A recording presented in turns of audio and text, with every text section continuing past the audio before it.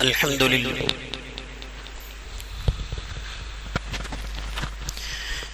لله رب العالمين والصلاة والسلام على سيد الأنبياء والمرسلين أما بعد فأعوذ بالله من الشيطان الرجيم بسم الله الرحمن الرحيم أولما أصابتكم مصيبة قد أصبتم مثليها قلتم أن هذا قل هو من عند أنفسكم إن الله على كل شيء قدير صدق الله العظيم۔ عزیز دینی بھائیوں اور بزرگان محترم، دو باتیں ہیں، اس میں سے ایک صحیح ہے، دوسری غلط۔ پہلی بات یہ ہے کہ مذہب اسلام جو اللہ تعالیٰ کے احکام اور نبی اکرم صلی اللہ علیہ وسلم کی تعلیمات پر مشتمل ہے، جس کو ہم شریعت بھی کہتے ہیں، وہ مذہب اسلام کی تعلیمات صحیح، سچی اور نیچرل ہے، اور جو آدمی اس پر عمل کرتا ہے اس کے لیے دنیا میں بھی کامیابی، آخرت میں بھی کامیابی۔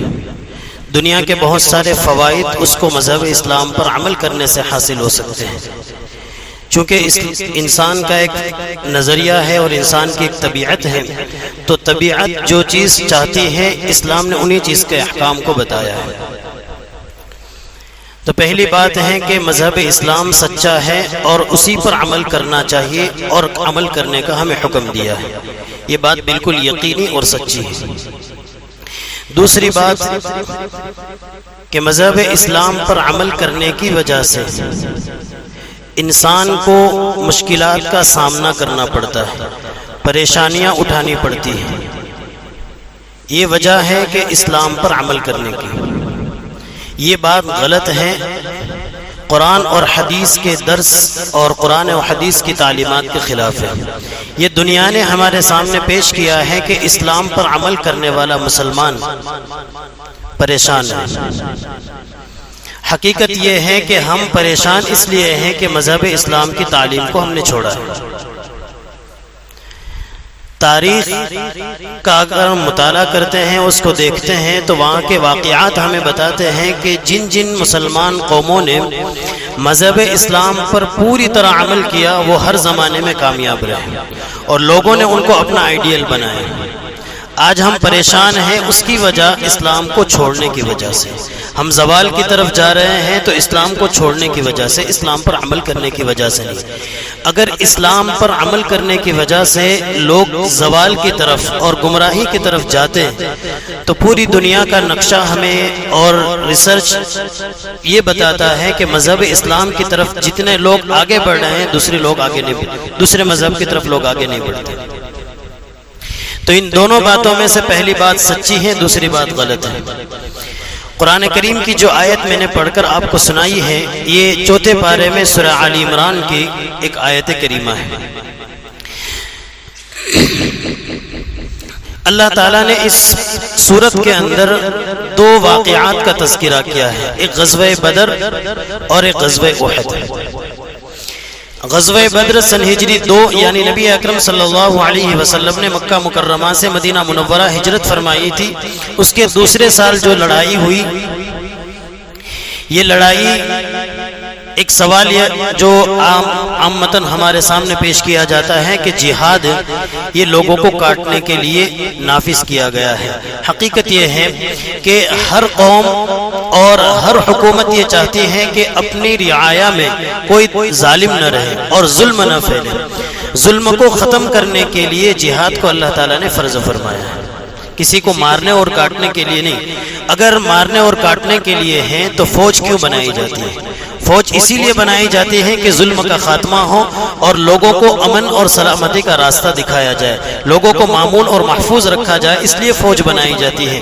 بس اللہ تعالیٰ نے جہاد کا حکم اسی لیے دیا ہے کہ پوری اللہ کی زمین یہ امن کے ساتھ، سلامتی کے ساتھ، شانتی کے ساتھ رہے، جہاد کاٹنے کے لیے نہیں ہے۔ غزوہ بدر جو ہوا وہ سن ہجری 2 کے اندر ہوا۔ مسلمانوں کو اللہ تعالیٰ نے اس لڑائی میں فتح عطا فرمائی۔ اس فتح کی ایک وجہ یہ بھی تھی کہ اللہ کے پیارے رسول صلی اللہ علیہ وسلم نے صحابہ کو جو تعلیم دی تھی ان تعلیم پر وہ پورے اترے۔ اس کے بعد دوسرے سال غزوہ احد ہوا۔ مدینہ منورہ سے تھوڑی دوری کے فاصلے پر یہ ایک پہاڑ ہے جس کے دامن میں اور جس کے نیچے والے حصے میں یہ لڑائی ہوئی تھی۔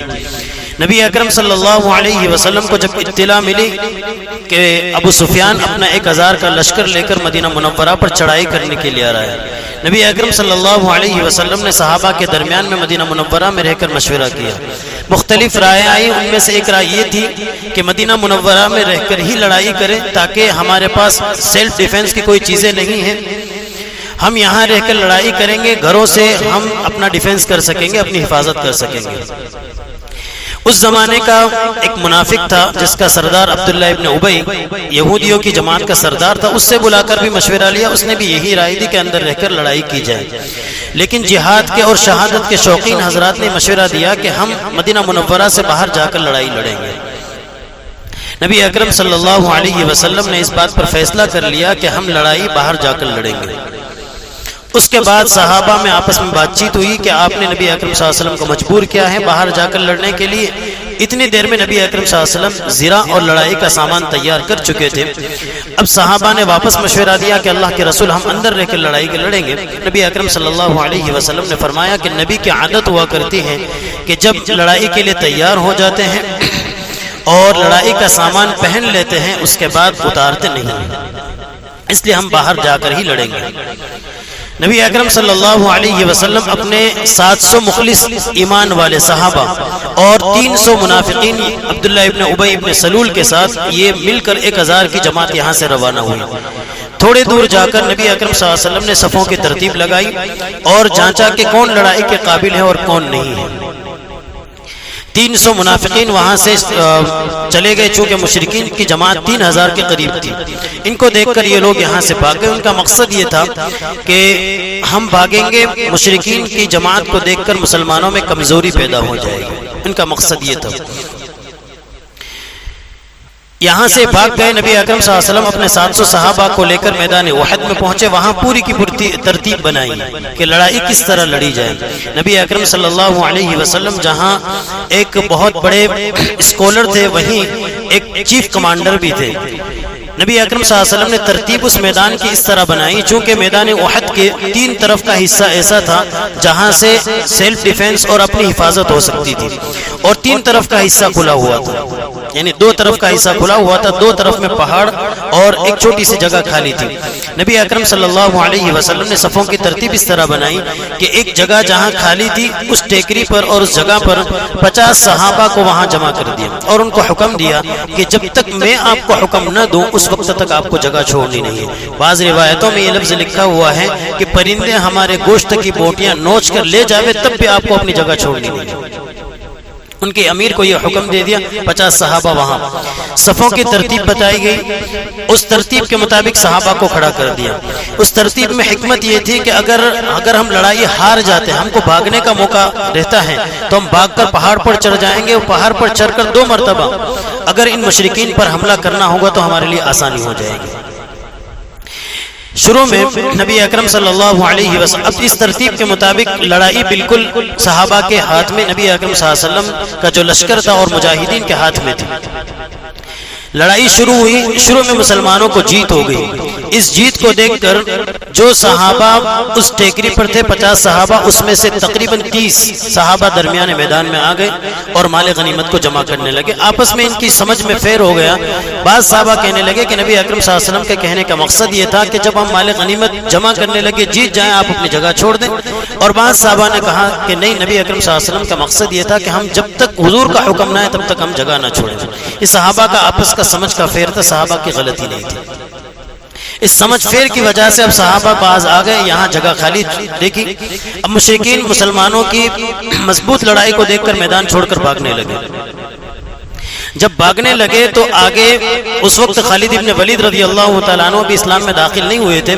انہوں نے دیکھا کہ یہ جو ٹیکری جہاں سے آنے کا راستہ تھا وہ راستہ خالی ہے، چند صحابہ ہیں، انہوں نے واپس وہاں سے اپنی فوج کو داخل کر کے، اپنے لشکر کو داخل کر کے ان کو مار کر ان کو شہید کر کے واپس میدان میں آ گئے۔ ان کی 2 مرتبہ پیچھے کے حملے کی وجہ سے مسلمان اب میدان چھوڑ کر بھاگنے لگے۔ اب یہاں پورا قصہ تو لمبا ہے، لیکن قرآن کریم نے صحابہ کرام رضوان اللہ علیہم اجمعین کے سوال کو اس آیت کریمہ میں ذکر کیا ہے۔ صحابہ کرام رضوان اللہ علیہم اجمعین فرمانے لگے، ان کے دلوں کے جو امنگ اور دل کے خیالات ہوں گے، قرآن کریم نے اس کو نقل کیا ہے، اولما اصابتکم مصیبت قد اصبتم مثلیہا قلتم ان ھذا، جیسا آج کا مسلمان کہتا ہے کہ میں مسلمان ہوں، میں اللہ کا کلمہ پڑھتا ہوں، تب بھی میں روزی کی تنگی میں ہوں، میں اتنے حالات میں ہوں، ہر اعتبار سے مسلمان کو اسلام پر عمل کرنے سے روکا جا رہا ہے، تو یہ مسلمان کو کیوں روکا جا رہا ہے؟ حالانکہ وہ ایک اللہ کو مانتا ہے اور یہ پوری کی پوری دھرتی اللہ کی ہے، ساری انسانیت، سارے جانور اللہ کا دیا ہوا کھاتے ہیں، تو ہم سب اللہ کو مانتے ہیں، تو اللہ کو ماننے والا پریشان کیوں؟ قرآن کریم نے اسی سوال کو نقل کیا، قلتم ان ھذا، یہ مشکلات ہم کو کیسے اٹھانی پڑی؟ اس سے پہلے کی آیت میں اللہ تعالیٰ فرماتے ہیں کہ صحابہ آپ کو اطمینان سے رہنا چاہیے، آپ میدان بدر میں مشرکین کو ہرا چکے ہیں، وہاں سے آپ کو بہت سارا مال غنیمت حاصل ہو چکا ہے، وہاں آپ نے 70 کو مارا تھا، 70 کو قید کر دیا تھا، وہاں بھی آپ نے حکم میں، اللہ تعالیٰ کا حکم تو یہ تھا کہ جتنا ہاتھ میں آئے سب کو قتل کر دو، لیکن آپ نے فدیے پر چھوڑ دیا، اللہ کے حکم کو آپ نے وہاں بھی چھوڑا۔ یہاں نبی اکرم صلی اللہ علیہ وسلم نے آپ کو تعلیم دی تھی، اس تعلیم کے پیچھے ہٹ کیا، تو جو مصیبتیں آپ نے ان کو پہنچائی ہے غزوہ بدر میں 140، آپ کے تو یہاں 70 صحابہ شہید ہوئے ہیں صرف، تو اس کے مقابلے میں کوئی برابری نہیں ہے، لیکن پھر بھی آپ کا جو سوال ہے اس کا جواب پھر اللہ تعالیٰ نے قرآن کریم میں آگے نقل کیا، قلتم ان ھذا قل هو من عند انفسکم، اے نبی آپ ان کو کہہ دیجئے جن حالات کی وجہ سے آپ اللہ تعالیٰ کے یہاں اپنا سوال پیش کر رہے ہیں کہ ہم مسلمان ہونے کے باوجود حالات میں کیوں ہیں، جیسا آج کے زبان میں اگر کہا جائے تو مسلمان اسلام پر عمل کیسے کر سکتا ہے؟ مسلمان اگر اسلام پر عمل کرے گا تو اس کو پریشانیوں کا سامنا کرنا پڑے گا، تو اس سوال کا جواب اللہ تعالیٰ فرماتے ہیں کہ اسلام پر عمل کرنے کی وجہ سے پریشانیاں نہیں ہیں، قل هو من عند انفسکم، بہت ساری باتیں ایسی ہیں جو آپ اپنی طرف سے کر رہے ہیں جو اسلام کا طریقہ نہیں ہے، یعنی اسلام کو چھوڑنے کی وجہ سے آپ کو پریشانی ہے۔ وہاں صحابہ کو یہ بتایا گیا کہ نبی نے آپ کو حکم دیا تھا کہ جگہ چھوڑنی نہیں ہے، آپ نے وہ جگہ کو چھوڑ دیا، اس وجہ سے آپ کو پریشانی اٹھانی پڑی۔ میدان بدر کے جو قیدی آپ کے ہاتھ میں آئے تھے وہاں آپ نے فدیہ لے کر چھوڑ دیا، وہاں اللہ تعالیٰ کا حکم تھا قتل کرنے کا، وہاں اللہ تعالیٰ کے حکم کی خلاف ورزی کی، تو ان سارے اللہ کے احکام کی خلاف ورزی، رسول کے حکم کی خلاف ورزی کی وجہ سے آپ کو پریشانی اٹھانی پڑی۔ آگے اللہ تعالیٰ فرماتے ہیں ان اللہ علی کل شیء قدیر، اللہ تو وہ ذات ہے جس کا سپر پاور ہونا اتنا کامل ہے کہ جو آپ کو میدان بدر میں جتا سکتا ہے، جہاں آپ کے پاس سیلف ڈیفنس کی کوئی بھی چیزیں نہیں تھی، اس کے باوجود بھی آپ کو جتا دیا۔ یہاں آپ کے پاس میدان وحد میں سیلف ڈیفنس کی کچھ چیزیں تھی تو اللہ تعالیٰ مزید آپ کو جتا سکتا تھا، اللہ تعالیٰ کی قدرت تھی، لیکن یہاں اللہ تعالیٰ نے پاسے میں پلٹا ہے، یہ وجہ اس کی یہی ہے کہ اللہ تعالیٰ کے احکام کے آپ نے خلاف ورزی کی۔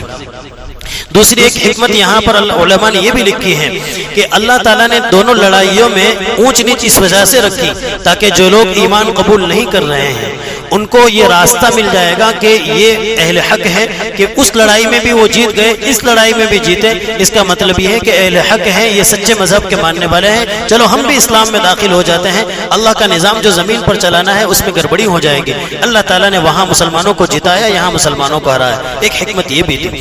لیکن کہنے کا حاصل یہ ہے کہ مسلمان وہاں جو ہارے تھے یہ اللہ کے حکم کو چھوڑنے کی وجہ سے، رسول کے حکم کو چھوڑنے کی وجہ سے۔ آج مسلمان پریشان ہیں، اسلام کو چھوڑنے کی وجہ سے، اسلام کو پر عمل کرنے کی وجہ سے پریشان نہیں ہے۔ آج بھی اس گئے گزرے دور کے اندر بھی جو مسلمان اسلام پر مکمل عمل کرتے ہیں ان کو بہت ساری راحتیں ملتی ہیں، بہت ساری سہولیات ملتی ہیں۔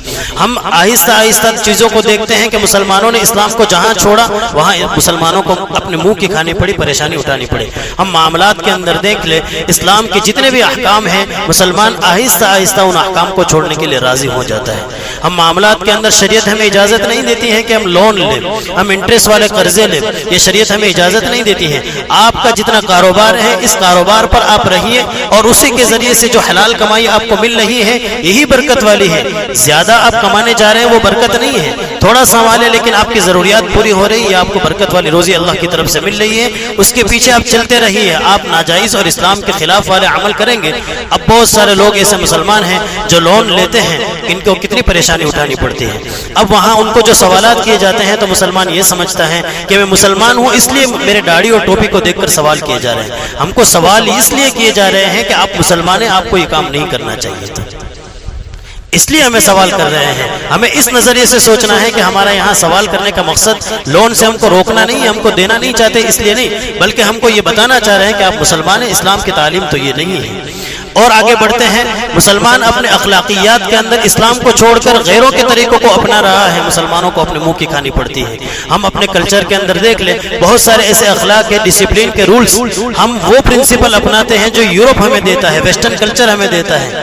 جہاں ہم اسلام کو چھوڑ رہے ہیں وہاں ہم کو اپنے گھروں کے اندر، معاشرت کے اندر، نظام کے اندر گڑبڑی آ رہی ہے. ہمارے رہن سہن کے اندر دیکھ لیں، رہن سہن کے طریقے ہیں، ہمارے بول چال کے طریقے ہیں، کسی کے سامنے پیش آنے کے طریقے ہیں، وہ سارے کے سارے یورپی کلچر سے لے کر ہم اپناتے ہیں. اس وجہ سے ہمیں پریشانی اٹھانی پڑتے ہیں. ہم اپنے لباس کے معاملے کے اندر بھی اتنے آزاد ہو گئے کہ ہم نے اسلام کا جو لباس تھا اس کو چھوڑ دیا، اس لیے ہمیں پریشانی اٹھانی پڑتی ہے. ہمارے گھروں کے اندر جو نظام بنتے جا رہے ہیں دن بدن، اور ہمیں اسلام سمجھایا جا رہا ہے سیریل کے واسطے سے ہماری ماں بہنوں کو بھی خصوصاً، تو یہ اسلام کی غلط تصویر ہمارے سامنے پیش کی جا رہی ہے. اس لیے کہ مسلمان اسلام کو کتابوں سے نہیں سمجھ رہا بلکہ جو نیٹ ورکس ہیں ان کے ذریعے سے سمجھنے کی کوشش کرتا ہے، اس لیے پھر اس کو پریشانی اٹھانی پڑتی ہے. خلاصہ کہنے کا یہ ہے کہ مسلمان اپنی معاشرت کے اندر بھی پیچھے ہٹ کر رہا ہے، اس لیے اس کو پریشانی اٹھا رہی ہے. اگر وہ اسلام پر عمل کرتا تو اس کا گھر دوسروں کے لیے نمونہ بن جاتا. ہم تاریخ کو اٹھا کر دیکھتے ہیں، بخاری شریف کے اندر ایک قصہ لکھا ہے کہ ایک صحابی رسول رضی اللہ تعالی عنہ نے ایک گھوڑا خریدا. اس گھوڑے کی قیمت اس آدمی نے مجبوری کی وجہ سے اپنا گھوڑا بیچ دیا تھا، بہت کم قیمت کے اندر، تقریباً 300 دینار کے اندر یا درہم کے اندر بیچ دیا تھا، اور اس کی حقیقتاً قیمت تھی 700 دراہم. جب یہ لے کر آئے تو کسی صحابی نے کہا کہ آپ نے گھوڑا تو بڑا اچھا لیا ہے، اس کی قیمت کتنی ہے؟ انہوں نے کہا کہ بس 300 درہم میں نے اس کو لے لیا ہے. کہا کہ اس کی قیمت 500 درہم ہو سکتی ہے. یہ صحابی واپس یہاں سے 200 درہم لے کر جاتے ہیں، اور جس کے پاس سے گھوڑا خریدا تھا ان کو دے دیے کہ آپ کے گھوڑے کی قیمت 500 درہم ہو سکتی ہے، لیکن آپ نے مجبوری کی وجہ سے 300 میں مجھے بیچ دیا. ایک دوسرے صحابی آ کر کہنے لگے آپ کا گھوڑا تو بڑا عمدہ ہے، کتنی قیمت ہے؟ انہوں نے کہا کہ 700 درہم ہو سکتی ہے اس گھوڑے کی قیمت. واپس جا کر انہوں نے 200 درہم ان کو ادا کر دی. یعنی 300 میں خریدی ہوئی چیز انہوں نے 400 واپس کر کے اس کو مکمل کر دیا. یہ اسلام کی تعلیم تھی. نبی اکرم صلی اللہ علیہ وسلم، یہاں امام بخاری نے جو جملہ نقل کیا ہے الدین النصیحہ، دین تو خیر خواہی کا نام ہے، یہی اسلام کا طریقہ ہے. آج ہمیں اگر کوئی کم دام میں چیز دے دیتا ہے اور اس کے بعد ہمیں کوئی کہتا ہے کہ یہ چیز تو تجھے سستے میں پڑ گئی، تو ہمارا اس وقت کا جملہ ہوتا ہے کہ میں نے اس کو اچھی ٹوپی پہنا دی. لیکن ہمیں اسلام پر جو اسلام کے جو رولز ہیں، اسلام کے جو تعلیمات ہیں، معاملات کے اندر ہمیں دھوکہ دہی سے منع کرتے ہیں، بددیانتی سے منع کرتے ہیں. ان سارے رولز کو ہم ختم کر رہے ہیں، اس لیے ہم بے برکتی کا شکار ہیں. اور آگے بڑھتے ہیں. بغداد کی جو حکومت تھی، وہاں ایک حکومت کو جانچنے کے لیے لوگ پہنچے کہ مسلمانوں کی حکومت دن بدن آگے کیوں بڑھ رہی ہے. جب اس نے دیکھا کہ وہاں اسلام کے جن طریقوں کے مطابق میزبان کی رعایت کرنی چاہیے وہ رعایت کی جا رہی ہے. ایک دکاندار اپنے یہاں کوئی چیز بیچ رہا ہے، اس کی ضروریات پوری ہو جاتی ہے، سامنے والے دکان والا ایسے ہی بیٹھا ہے تو گراہک کو کہتا ہے کہ وہاں سے جا کر لے لو، آج کی میری ضرورت پوری ہو گئی ہے، آج کی میری ضرورت پوری ہو گئی ہے. وہ دکاندار کو وہاں بھیج دیتے ہیں. وہ تاریخ نقل کرنے والا لکھتا ہے کہ یہی وہ اسلام کی کلچر ہیں، اسلام کے عادات ہیں، اسلام کی تعلیمات پہ جن پر عمل کرنے والے لوگ بغداد کے تھے، اس لیے بغداد میں مسلمانوں کی حکومت لمبے عرصے تک رہی. ایک بنیادی چیز تو ہمیں اسلام پر عمل کرنے کی وجہ سے پریشانیاں نہیں اٹھانی پڑ رہی ہے، بلکہ اسلام پر عمل کو چھوڑنے کی وجہ سے پریشانیاں اٹھانی پڑی ہے. اس لیے ہم آج سے یہ تہیہ کر لیں کہ اسلام کی جتنی بھی معلومات ہیں، اسلام کی جتنی بھی چیزیں ہیں، ہم دیکھتے ہیں کہ اسلام کو جہاں جہاں چھوڑتے ہیں مسلمان، وہاں مسلمان کو پریشانی اٹھانی پڑتی ہے. فوج میں جب بھرتی ہوتی ہے مسلمان کی تو مسلمان داڑھی کو چھوڑنے کے لیے تیار ہو جاتا ہے. جہاں مسلمانوں کو کہیں جاب لگتی ہے کسی کمپنی کے اندر تو وہاں مسلمان داڑھی کو چھوڑنے کے لیے تیار ہو جاتا ہے. تو اسلام کا وہ سا شعار ہے کہ جس سے مسلمان سمجھا جاتا ہے. ایک حقیقت یہ بھی ہے کہ آج سائنس اس نظریے پر پہنچی ہے، اس نتیجے پر پہنچی ہے کہ داڑھی کا رکھنا فائدہ ہے. لیکن یہ نبی اکرم صلی اللہ علیہ وسلم نے 1400 تقریباً اس سے زیادہ سال پہلے بتا دیا کہ داڑھی کے رکھنے میں مسلمان کے لیے فائدہ ہے. تو آج ہم دیکھ رہے ہیں غیر بھی داڑھی رکھ رہے ہیں، لیکن وہاں ہم دیکھتے ہیں سکھ بھائی کو وہ کبھی بھی اس پر کمپرومائز نہیں کرتا ہے. میرے مذہب کا حصہ ہے، اس کو میں چھوڑوں گا نہیں. تو اس کے لیے ہر طرح کی پوسٹ آسان ہو جاتی ہے. مسلمان چھوڑتا ہے تو اس کے دل میں یہ بات آ جاتی ہے جب یہ اسلام کو چھوڑنے پر راضی ہیں تو ہم جو بھی چیز اس سے کروانا چاہیں گے وہ چیز اس کے لیے کرنا آسان ہو جائے گا. ایک بات یہ. دوسری بات کہ آج مسلمان پریشان ہیں تو اس کی وجہ یہ ہے کہ مسلمان نے اپنے فرض منصبی کو چھوڑ دیا ہے. ہم مذہب اسلام کے ماننے والے ہیں اور جس ملک میں رہتے ہیں وہاں ہر مذہب کے ماننے والے کو اپنے مذہب کی تعریف اور اس کی تبلیغ دوسروں کو کرنے کی اجازت ہے. ہم اپنے کردار کے ذریعے سے مسلمانوں کو بھی اٹریکٹیو کریں، یعنی اپنے قریب کریں، اسی طرح دوسرے غیر مسلم قوموں کو بھی اپنے قریب کریں. لیکن ہوتا یہ ہے کہ مسلمان کے عادات کو دیکھ کر مسلمان تو کیا غیر مسلم اسلام سے قریب نہیں آتا ہے. وجہ اس کی یہ ہے کہ ہم نے اپنے عملی کردار کے ذریعے سے، اپنے بول کے کردار کے ذریعے سے اسلام کی تعریفات نہیں کی. علی میاں ندوی رحمۃ اللہ علیہ آج سے تقریباً 30-40 سال پہلے ان کے انتقال ہو چکا ہے، لیکن ان کی کتابوں کے مطالعے سے پتہ چلتا ہے کہ وہ مسلمانوں کو، انہوں نے برما میں تقریر کی تھی، انہوں نے تاریخ کی 2 مثالیں مسلمانوں کے سامنے پیش کی ہیں. ان دونوں مثالوں کے ذریعے سے بتایا کہ مسلمانوں کو وہاں اتنی ساری میجورٹی ہونے کے باوجود، مسلمانوں کا سارا اختیار ہونے کے باوجود بھی مسلمانوں کو ذلت کا جو سامنا کرنا پڑا وہ اس وجہ سے کہ انہوں نے دین کی تبلیغ اپنے مذہب، اپنے ہم وطن لوگوں کے سامنے اپنے مذہب کی تبلیغ نہیں کی. انہوں نے نہیں سمجھایا کہ اسلام کی خصوصیت کیا ہے، اسلام کی خوبیاں کیا ہیں، یہ انہوں نے نہیں بتایا. جب نہیں بتایا تو ان لوگوں نے یہی راستہ اختیار کیا کہ ان کو یہاں سے نکالا جائے. اور مسلمانوں کو تاریخ کا وہی حصہ بتاتا ہے کہ اپنے ملکوں کو، اپنی زمین کو چھوڑنا پڑا.